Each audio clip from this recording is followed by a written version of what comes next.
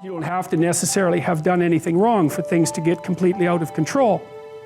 It's a terrifying doctrine, but it's not a hopeless doctrine because it still says that there's a way forward, there's a pathway forward, and the pathway forward is to adopt a mode of being that has some nobility so that you can tolerate yourself and perhaps even have some respect for yourself as someone who's capable of standing up in the face of that terrible vulnerability and suffering, and that the pathway forward, as far as the existentialists are concerned, is by, well, certainly by the avoidance of deceit, particularly in language, but also by the adoption of responsibility for the conditions of existence and some attempt on your part to actually rectify them. And the thing that's so interesting about that is, well, two, as far as I'm concerned, and some of this is from clinical experience. You know, if you take people, and I've told you this, and you expose them voluntarily to things that they are avoiding and are afraid of, you know, that they know they need to overcome in order to meet their goals, their self-defined goals.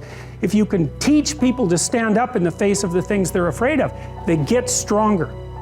And you don't know what the upper limits to that are, because you might ask yourself, like, if for 10 years, if you didn't avoid doing what you knew you needed to do, by your own definitions, right, within the value structure that you've created to the degree that you've done that, what would you be like?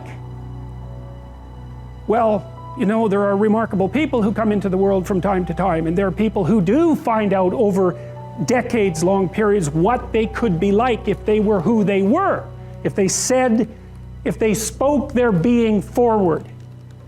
And they get stronger and stronger and stronger, and we don't know the limits to that. We do not know the limits to that. And so you could say, well, in part, perhaps the reason that you're suffering unbearably can be left at your feet, because you're not everything you could be, and you know it. And of course, that's a terrible thing to admit, and it's a terrible thing to consider, but there's real promise in it, right? Because it means that perhaps there's another way that you could look at the world, and another way that you could act in the world, so what it would reflect back to you would be much better than what it reflects back to you now. My experience is with people that we're probably running at about 51% of our capacity. I mean, you can think about this yourselves. I often ask undergraduates how many hours a day you waste, or how many hours a week you waste, and the classic answer is something like 4 to 6 hours a day. You know, inefficient studying, watching things on YouTube that not only do you not want to watch, that you don't even care about, that make you feel horrible about watching after you're done. That's probably 4 hours right there.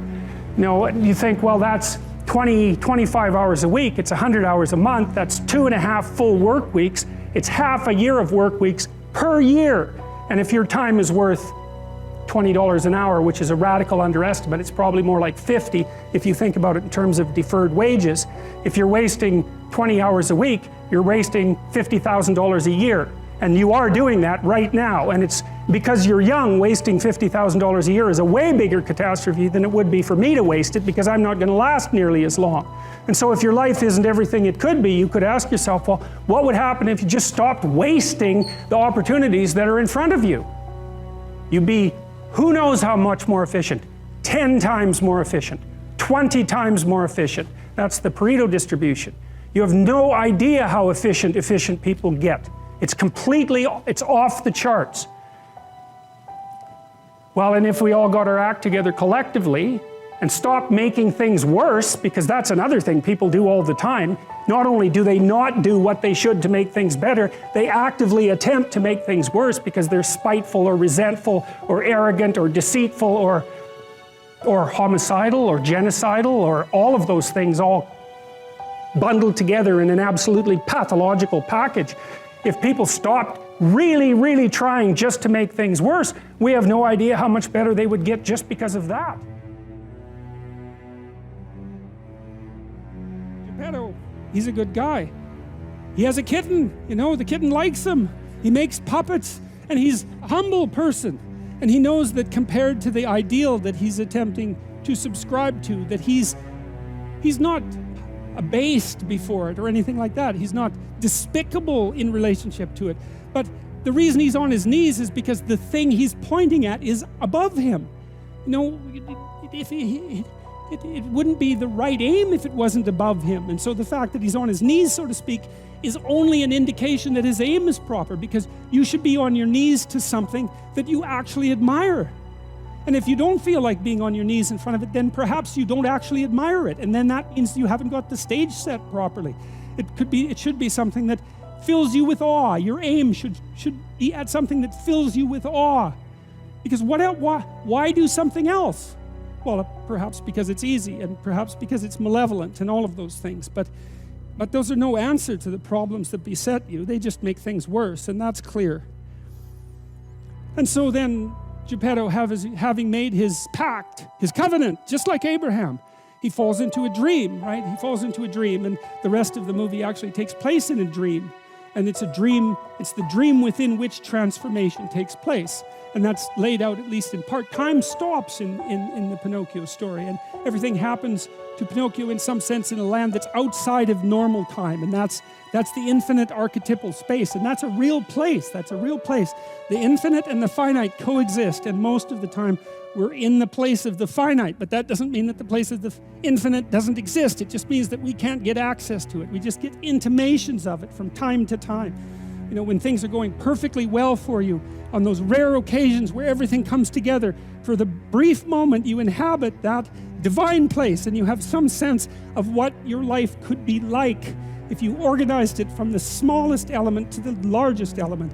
And that's a place that you can inhabit, if not forever, in a manner that at least felt like forever. Well, because of Geppetto's decision, the transcendent manifests itself. It takes the form of the blue fairy. Here, that's the positive element of nature, right? So we could say, well, nature, it's not so clear that she's on your side, right? She's the Red Queen in Alice in Wonderland, who runs around screaming when you go down the rabbit hole, who runs around screaming off with their heads, and who says, in my kingdom, you have to run as fast as you can just to stay in the same place. That's Mother Nature. But then we might say, well, how do we know that Mother Nature's attitude towards you isn't negative because your attitude towards things isn't proper? And that's what this film attempts to indicate. The idea is that if you aim properly, then nature aligns itself behind you. Now, it also arrays itself in front of you, perhaps even as an antagonist, but the power that it provides you with from within might be sufficient to overcome it from without. And I think that the clinical evidence is clear about that. Because one of the things that we do know is that if you take people who are confronting terrible things and shrinking from them, and you teach them how to structure their behavior so that they can advance with courage, everything works better for them. Their fears decrease and their character grows. And so there might be enough of nature within us to help us withstand the nature that's outside of us. And it depends, at least to some degree, on how it is that we orient ourselves in the world, to some unknowable degree.